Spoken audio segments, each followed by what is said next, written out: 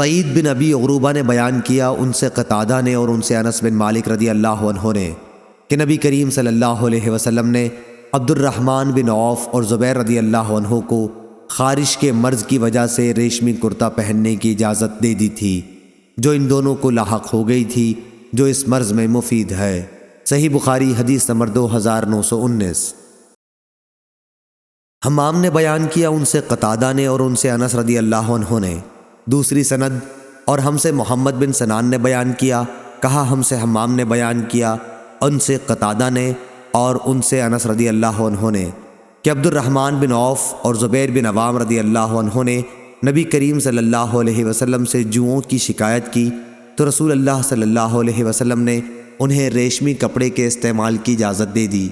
پھر میں نے جہاد میں انہیں ریشمی کپڑا پہنے ہوئے دیکھا۔ صحیح بخاری حدیث نمبر 2920۔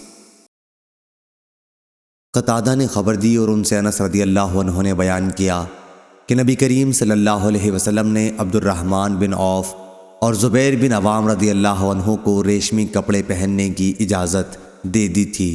صحیح بخاری حدیث نمبر 2921۔ شعبہ نے بیان کیا، انہوں نے قتادہ سے سنا اور انہوں نے انس رضی اللہ عنہ سے کہ نبی کریم صلی اللہ علیہ وسلم نے رخصت دی تھی یا یہ بیان کیا کہ رخصت دی گئی تھی ان دونوں حضرات کو خارش کی وجہ سے جو ان کو لاحق ہو گئی تھی۔ صحیح بخاری حدیث نمبر 2922۔